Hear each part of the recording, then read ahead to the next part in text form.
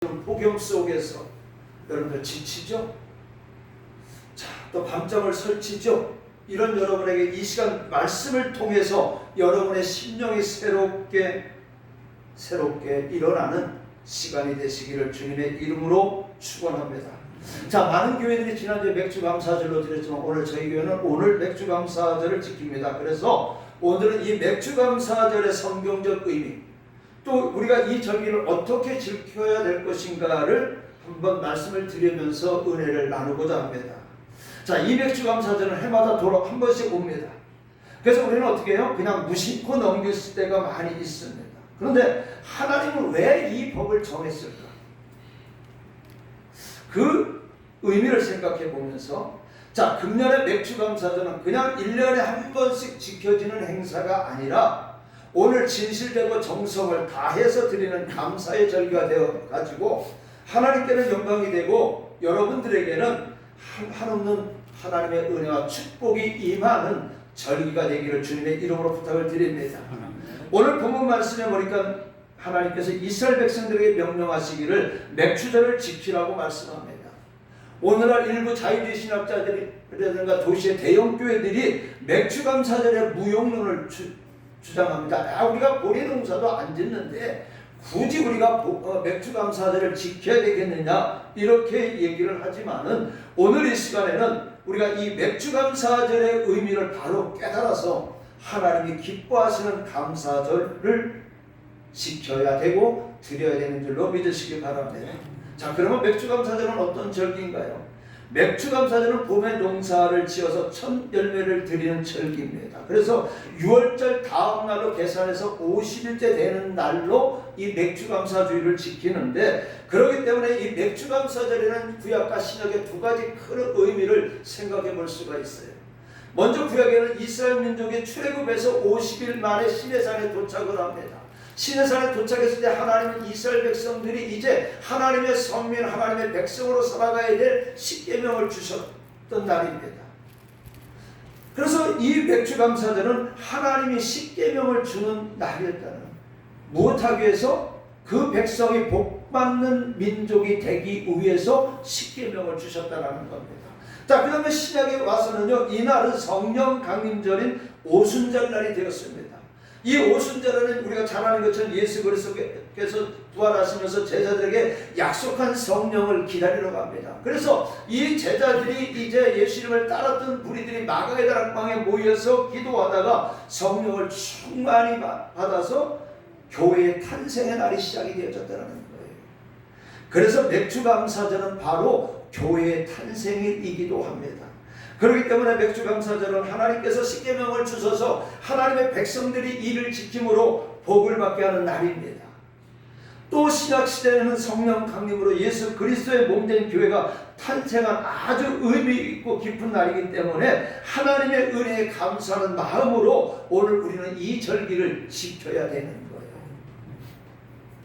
자, 이 맥주감사절날, 오순절, 하나님께서 복 주시기 위해서 십계명을 주셨고 또 하나님의 교회를 세워주셔서 우리에게 은혜와 구원을 베풀어 주신 날이라는 겁니다. 자, 그렇다면 이 맥주감사절을 지켜야 할 이유에 대해서 생각해 봅니다. 자, 잠언 3장 9절에 보니까 내 재물과 내 소산물에 처음 익은 열매로 여호와를 공경하라, 이렇게 말씀하고 있습니다. 자, 이 말씀에서 첫 열매는 무엇입니까? 가장 아름답고 잘 익은 것, 좋은 열매를 말합니다. 상하지 않은 것, 흠이 없는 것, 가장 귀중한 것을 첫 열매로 하나님께 드리라는 거예요. 입술로만 마음으로만 생각으로만 감사할 것이 아니라 이와 같은 첫 열매로 감사를 드려야 된다라고 말씀하고 있어요. 자, 그 다음에 우리들은 세상의 모든 것을 다스리는 청지기이기 때문에 우리는 이 맥주감사절을 지켜야 되는 겁니다. 하나님은 만물의 주인이십니다. 우리는 세상의 모든 것을 관리하는 청지기예요. 맥주감사절을 지키는 것은 하나님이 우리에게 맡겨주신 가정, 건강, 사업, 직장에서 청지기로서 잘 관리하고 맡은 책임을 잘 감당하고 있는가를 점검해 보는 것임을 우리는 알아야 됩니다. 자, 그 다음에 맥주감사절에는요, 회개와 감사가 있어야 됩니다. 하나님께서 지나간 세월 동안 우리에게 시간을 주시고 물질을 주시고 재능과 건강을 주셨는데 정말로 하나님을 위해서 올바로 사용했는지 반성하고 회개를 하면서 범사에 감사하는 생활이 우리를 향하신 하나님의 뜻임을 깨닫고 우리의 삶을 하나님의 뜻에 일치하도록 힘쓰는 것이 맥주절을 지키는 의미가 되면서 감사하는 절기가 되어야 되겠습니다. 오늘 아침에 제가 일어나서 잠깐 유튜브를 보는데 한국 교회의 문제점을 쭉 하면서 왜 한국 교회가 이렇게 지금 자꾸 쇠퇴하는가? 결론은 딱 한 가지가 나오는데 한국 교회에 회개가 없다라는 거예요. 여러 가지 이유가 몇 가지, 5가지를 대는데 가장 핵심적인 포인트는 회개가 없다 보니까 결론은 예수의 피, 예수의 십자가 사건이 없다라는 거예요.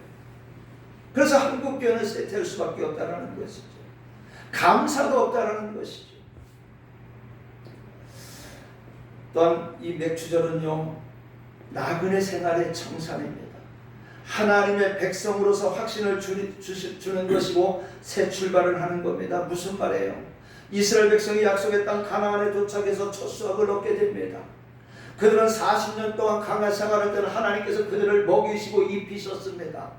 근데 그들이 가나안 땅에 딱 들어가다 보니까 그들을 먹였던 만나와 메추라기는 끝이었고 이제 그들은 가나안 땅에서 수고하고 노력하고 땀을 흘려서 농사를 지어서 그들은 먹어야 됩니다. 이제 그것을 가지고 하나님 앞에 드리는 생활로 바뀌었다는 겁니다. 지금까지는 받는 생활에서 이제는 드리는 생활로 바뀌었다는 겁니다. 우리 찬양 하나 1절만 합니다. 주님 것을 내고 지나고 고집하며 살아왔는 공고한 자녀들까지 주님 것을 내고 지나 아버지여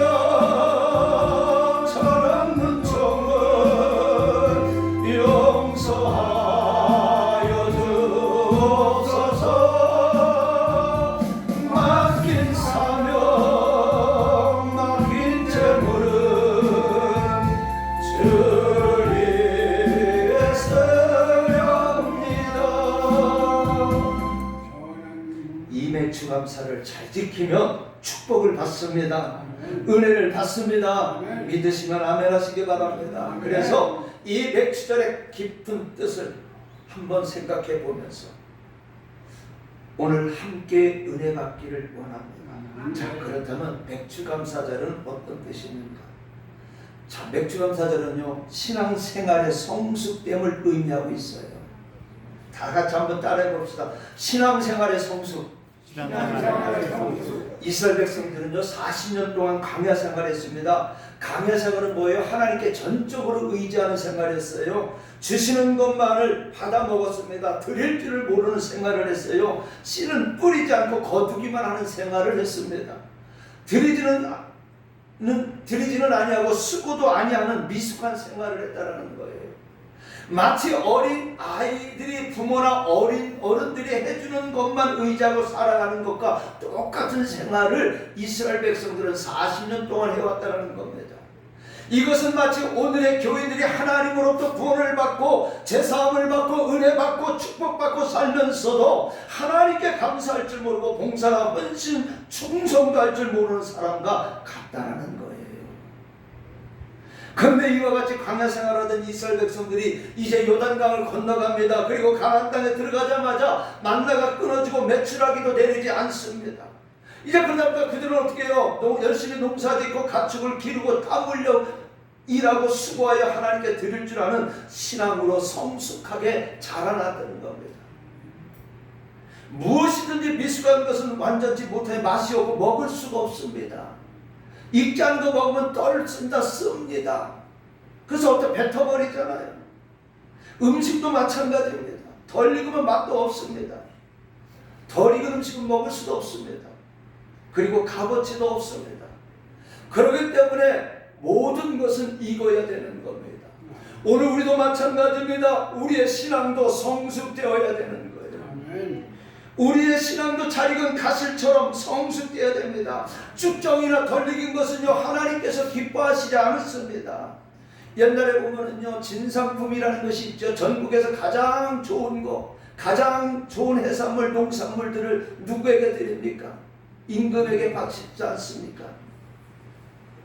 우리의 신앙도 잘 성숙되어야 하나님이 기뻐 받으시는 것을 믿으시기 바랍니다.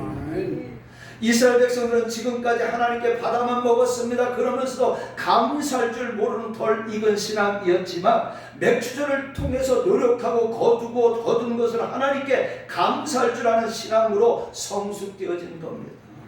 그렇기 때문에 감사하는 생활을 통해서 신앙은 새롭게 성숙되는 것을 믿으시기 바랍니다. 곰곰이 생각을 해봐요. 제가 일평생 예수를 믿었다 할지라도 과연 내가 하나님 앞에 내 스스로가 성숙해가지고 하나님 앞에 성숙한 신앙의 모습을 가진 적이 있었는가? 곰곰이 생각해보니까 없어요.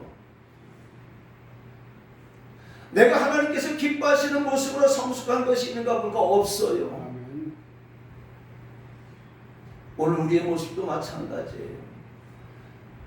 어머니 때문에, 아버지 때문에, 남편 때문에, 아내 때문에, 누구 때문에 신앙생활하는 것이 아니라 이제 그것이 어떠한 연유로서 여러분의 이 믿음 생활을 시작했다면은 이제는 그 어린 나이에서 멈출 것이 아니라 성숙해야 된다는 거예요. 어른처럼 자라나야 되는 거예요. 오늘 저와 여러분이 이 자리에 있는 여러분들은요 못해도 다 10년, 20년 이상 예수를 믿은 사람들입니다. 그런데 과연 우리들의 신앙은 20대, 30대, 40대 신앙으로 성숙해 있는가 한번 뒤돌아보자라는 거예요. 이러한 모습을 가지고는 하나님이 기뻐하시지 않는다라는 거예요. 그러니까 이 맥주 감사절을 통해서 우리는 우리의 신앙이 성숙하도록 노력해야 된다라는 거예요. 자, 그 다음에 신앙의 자급자족을 의미합니다. 자급자족이란 무엇입니까? 한마디로 얻어먹지 않는 것을 말합니다. 우리가 지금까지 살아가면서 사용하는 것이나 가진 것이나 모든 것 중에서 내 것 또는 우리 것은 하나도 없습니다. 지금 내가 가지고 있는 것 중에서 하나님께 받지 않은 것이 어디 있습니까? 내가 드리는 것 가운데 내 것이 어디 있습니까? 그러나 하나님의 만나를 내려주시듯 직접 주시는 것과 내가 땀 흘려 수고하고 얻은 것하고는 근본적으로 다릅니다. 그래서 맥주 감사절은 우리가 땀 흘려 수고하여 얻은 것을 하나님께 감사하는 아주 소중한 사건으로서 우리들의 믿음도 자급자족을 선포하는 것 같습니다. 그렇기 때문에 맥주 감사절은 의례심을 버리고 스스로 일어서서 기도하는 겁니다. 봉사하는 것이고 헌신하는 거예요. 1950년도에 우리나라의 기독교는요 6.25 전쟁으로 인해서 민족적으로 고통을 당한 후였습니다. 그래서 미국이나 다른 나라부터 어떻게 해요? 구제품을 받았던 그런 교회였어요. 그런데 60년대 이후에 우리 기독교는 새바람이 일기 시작했는데 월정헌금이 이거 월정헌금이 아니라 11조로 바뀌었습니다. 그리고 눈 씻고 보아도 찾아볼 수 없었던 감사헌금이 바쳐지기 시작했어요. 그 후로 어떻게 했어요? 교회마다 부흥의 불길이 일어나고 이 나라 국민이 잘 사는 축복을 받는 나라가 되어졌다는 겁니다. 그래서 지금은 세계 여러 나라의 선교사들을 파송하고 교회를 세우고 또 다른 나라의 어려움을 도와주는 나라로 바뀌었다는 겁니다. 그래서 지금도요 11조 열심히 하고 감사 헌금 열심히 하는 교회가 부흥하는 교회가 되는 줄로 믿으시기 바랍니다. 저도 이제 다음 주부터 좀 바꿔야 되는 게 저는 강단에 올라올 때마다 크든 적든 빈손 들고 올라가지를 않았어요. 꼭 감사헌금을 가지고 왔는데 나도 모르게 어느 날부터는 수요일날이고 금요일날이고 그냥 빈손 들고 올라오는 그런 것들이 습관이 되었어요. 제가 부목사로 있었던 교회는요 새벽 기도부터 매일 11조 감사헌금의 선교금이 끊어지지 않았어요.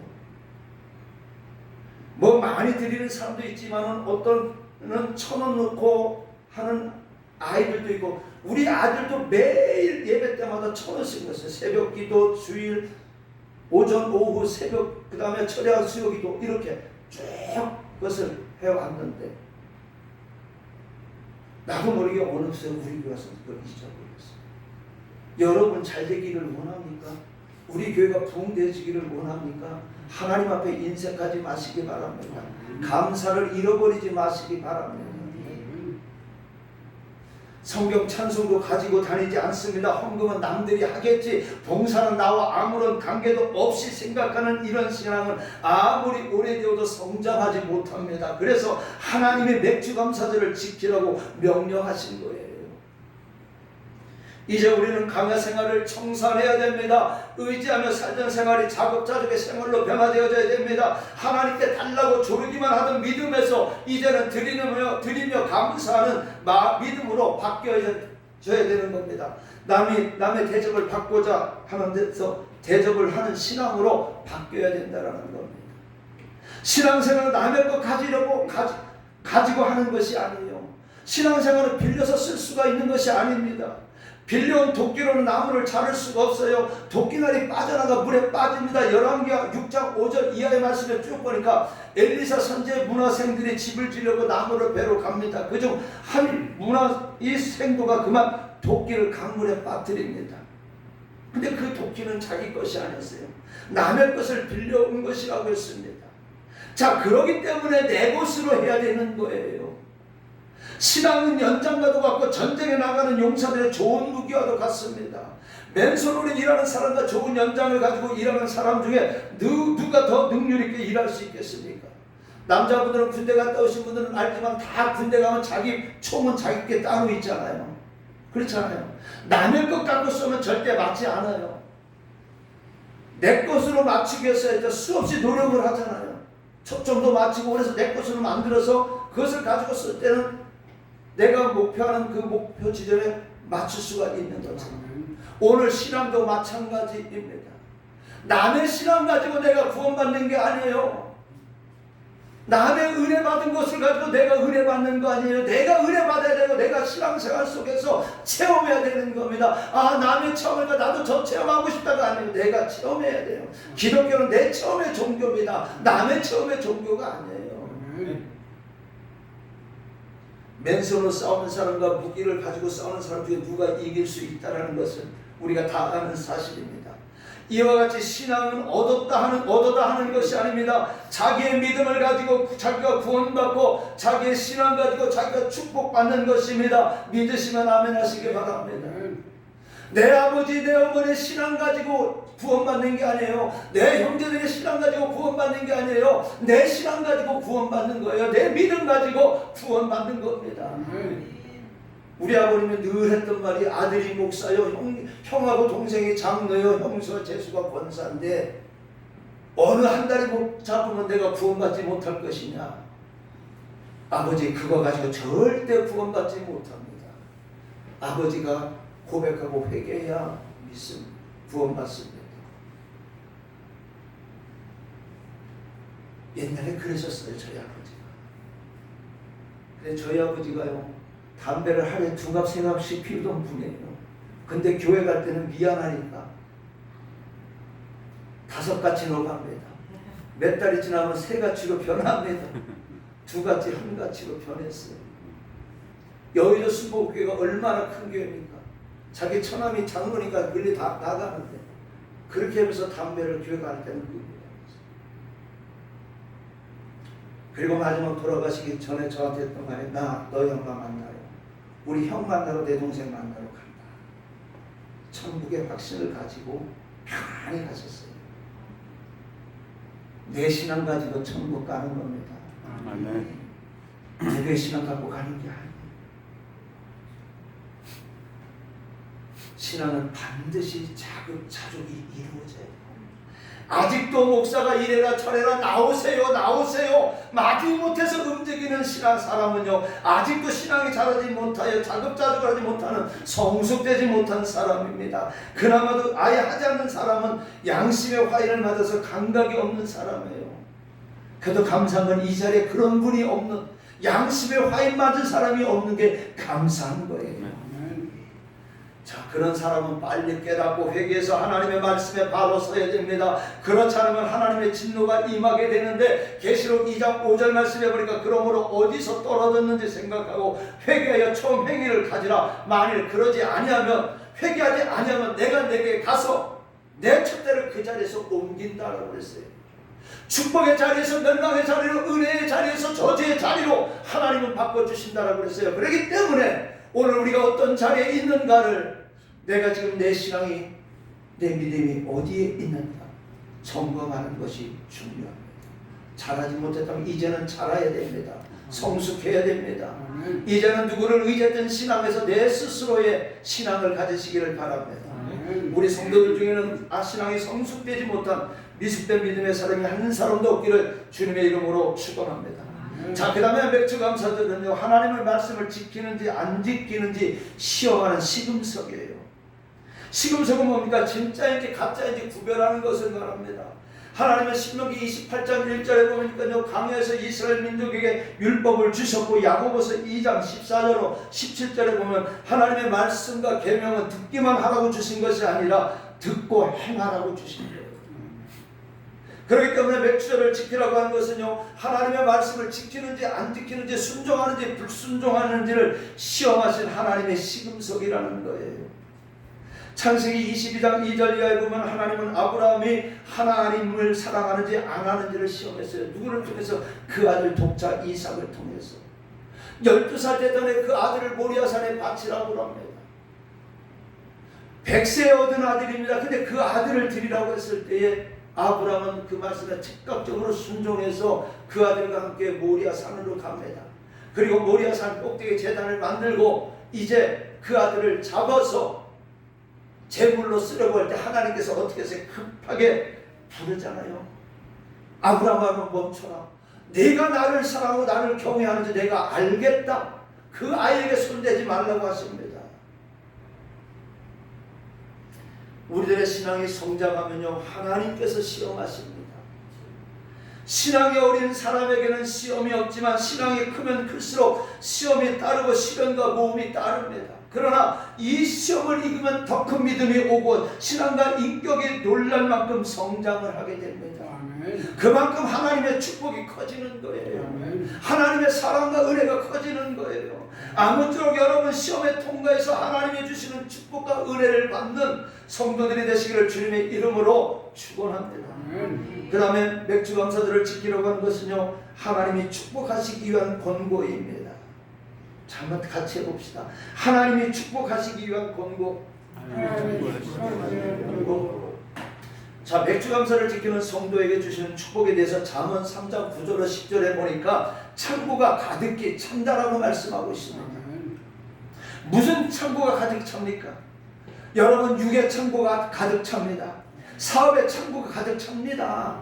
물질의 창고가 가득히 찹니다. 여러분의 심령의 창고가 가득 찹니다. 하늘나라 여러분의 창고가 가득히 차는 것을 믿으시기 바랍니다. 하나님은 드리는 자의 하나님이시며 드리는 자를 축복하십니다. 하나님은 축복하시기 전에 반드시 먼저 드리라고 하셨습니다. 제단의 재물이 빈약하면 축복의 단비가 내리지 않습니다. 여러분 믿으시기 바랍니다. 열왕기상 18장 30절 이하의 말씀을 보면 엘리야 선지자가 바알과 아세라 우상을 섬기는 850명과의 싸움 속에서 기도의 대결할 때에 송아지를 번제로 드리잖아요.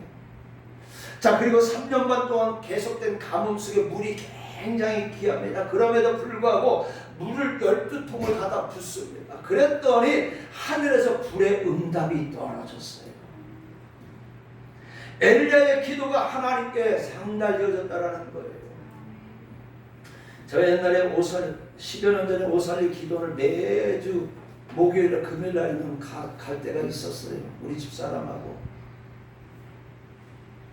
그래서 그거도 보면은 이제 그 오살리 수복음 기도원에 그 많은 여의도 수복음 개통에 많은 목사님들, 기라성 같은 목사님들을 다 만나보고 전국의 부흥 강사들이라는 목사님들 다 만나봤는데 내가 딱 한 사람 안 좋아하는 사람이 아니지. 진 무슨 목사님이에요. 그 이름은 내가 말하는데 목포에서 목회를 하는데 목회에서 가장 큰 교회를 목회해요. 그런데 그분은 기도 받으러 가면 절대 빈손 들고 오면 기도 안 해줘요. 뭐 저런 사람이 있어 그랬어요. 그리고 또 이 사람을 딱 봐가지고 이 사람은 요만큼 해야 된다. 근데 그렇게 하면 기도 안 해줘요.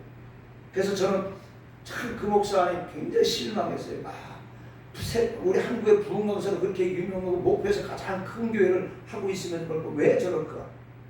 근데 꼭 뭐를 그러냐? 이삭이 야곱을 에서와 야곱을 축복하려고 할 때에 했던 말 같지만, 근데 저는 안 그래요. 여러분 언제든지 기도부터 하세요. 언제든지 할 겁니다. 내가 해야되는 기도예요. 우리 목사님도 해드리는 기도예요. 성도들을 위한 기도이기 때문에 가지고든 안 가져든 저는 해줄 거니까 염려하지 마세요. 그런 목사님이 있었다 이거예요. 근데 하나님은요, 드리는 자를 축복해 주시는 거예요. 그 말 무슨 말이에요? 인색하지 말라는 거. 자, 3년 반 동안 내리지 않았던 비 한 방울도 내리지 않고 이슬조차 내리지 않던 하늘이 열리고 비가 쏟아지는 역사가 일어나더라는 겁니다. 창세기 27장 20절 말씀에 그 이삭이 아들들을 축복할 때 어떻게 했어요? 별미를 만들어 가지고 오라고 그러지 않았습니까? 또 성경에 보니까 재물이 있는 것에 반드시 응답이 있는데, 벳세다 밭 들녘에서 한 소년이 보리떡 5개 물고기 2마리를 가지고 예수님께 드렸을 때에 5,000명을 먹여 12강주라는 기적의 역사가 있었던 겁니다. 예수님께 드려질 때 하나님은 기적을 일으켜 주시더라는 겁니다. 하나님께서 받기만 하던 이스라엘 민족에게 드리라고 하신 것은 이스라엘 민족을 축복하시고 더 좋은 것으로 풍성하게 주시기 위한 것임을 우리는 깨닫기를 바랍니다. 하나님이 없어서 우리에게 달라고 한 것이 아닙니다. 우리에게 드리라고 한 것이 아닙니다. 누가복음 6장 38절에 보니까 주라 그리하면 너희에게 줄 것이니 넘치도록 하여 너희에게 안겨주라 주리라 말씀하고 있습니다. 그렇기 때문에 하나님이 드리라고 한 것은요, 저와 여러분들을 축복하시기 위한 것임을 믿으시기 바랍니다. 여러분의 시간 드리세요. 여러분의 하나님 앞에 헌신하고 봉사하세요. 여러분들 건강 책임져 주실 줄로 믿으시기 바랍니다. 여러분들 물질 드리세요. 하나님께서 물질을 갚아주실 줄로 믿습니다. 제가 오늘 아침에 한번사님 잠깐 이렇게 하다 보니까 우리 3년 전에 한번사님 건물 이 상가 임대 때문에 굉장히 고민했었어, 그죠? 근데 3년이 지나고 계속 기도하다 보니까 때가 되니까 하나님께서 하나하나 다 해결해 주시는, 그러니까 연천 땅도 하나하나 다 해결해 주실 거예요. 어떻게 시간을 드리고 물질을 드리고 기도를 드리니까 하나님은 때가 되어질 때 응답해 주시더라는 거예요.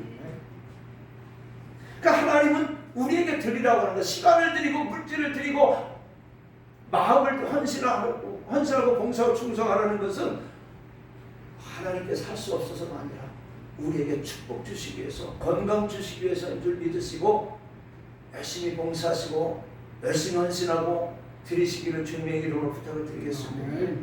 사랑하는 여러분, 우리들의 신앙은 또한 계산적이 되어서는 안 돼요.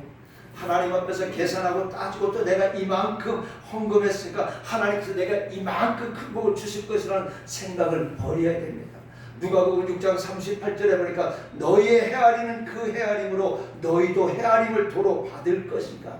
그러니까 계산하지 말라는 거예요. 내가 이만큼 헌신하고 봉사했으니까 교회에서 이만큼, 하나님이 이만큼, 이거 생각하지 말라는 거예요. 어린아이와 같이 약한 신앙이 되어서는 안 된다는 겁니다. 감사함으로 드려야 하고 하나님이 축복을 주시든지 안 주시든지 생각하지 말고 드릴 줄 아는 신앙인이 되어야 합니다. 금년의 맥주감사절은요, 정성껏 그리고 힘껏 감사한 마음으로, 하나님을 사랑하는 마음으로 여러분의 몸과 마음을 들여서 하나님의 주시는 축복의 대열에 참가하시기를 주님의 이름으로 부탁을 드립니다. 신명기 28장 2절로 6절 말씀에 쭉 보게 되면 하나님은 하나님의 계명을 지키는 자에게 복을 주신다고 했습니다.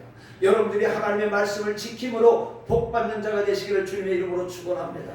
여러분의 자녀들이 하나님의 말씀에 순종하는 삶을 살아가므로 여러분의 자녀들의 수천대까지 하나님의 축복을 받는 역사가 있기를 주님의 이름으로 부탁을 드립니다. 말씀 마칩니다. 지금까지 드린 말씀을 정리해보면요, 맥주감사절은 오늘 신앙의 성장입니다. 신앙이 성장해야 되는 거예요. 그 다음에 신앙의 자급자족입니다. 내 믿음을 키워야 되는 거예요. 그 다음에 신앙생활의 시금석으로 우리의 신앙생활을 하나님이 시험하시는 기쁜 뜻이 포함되어 있음을 깨달으시기 바랍니다. 또 우리는 감사로 하나님을 영화롭게 해드리는 사람이 되어야 됩니다. 범사에 감사할 줄 아는 사람은요, 속에서 감사의 샘이 다 터져서 24시간 내내 감사한 사람이 됩니다.